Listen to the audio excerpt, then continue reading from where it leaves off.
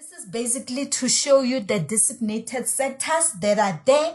This is not all the sectors. So if you really want to get to see the whole list of designated sectors, please check the DTIC website under the industrial development and you go under designated sectors. You will see a list of all those that are designated. Remember, we said local content is that portion of the product whose manufacturing processes take place within South Africa from input material, raw material, and or component that were sourced. So this basically talks to that, to say all this in terms of the minimum threshold, the inputs, the raw material, the components were sourced in the country. Let's make an example. People who normally participate in the school uniform tender by social development or education.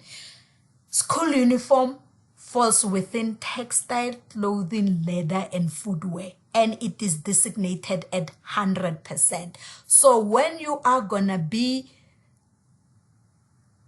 responding to that tender of school uniform, you need to know that school uniform forms part of this. Therefore, you need to actually give us 100% of the components must be produced in the country. Another example is people who are in the construction industry.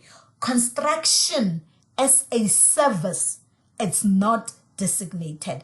However, the components that goes into construction and some of the input material that goes into construction is also designated. So the construction people, these are some of the things that will affect you. You are building an RDP house because Human Settlement awarded you that tender, and part of this is to put your solar geysers. So you will see solar water heater components are there, and normally it comes with electricity. So electrical cables are there. All the valves that you will be using for plumbing and all those are there. We are using prepaid electricity meters now. The prepaid electricity meter is designated at 70. I must also include cement, which on my list it's not appearing. Cement is also designated. Please check that website that I spoke to you about in terms of the DTIC for you to get a whole list of all the designated material. Another example, you are responding to a tender. We are building a school.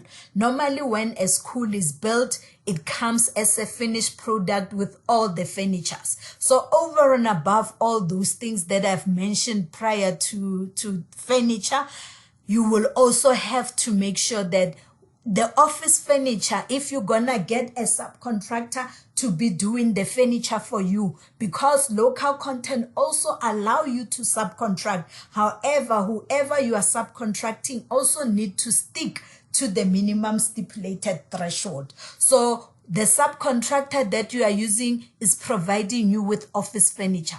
Office furniture is designated at 85. The desk that the learners will be using are designated at 100%. Normally, there's a sick room in the schools nowadays.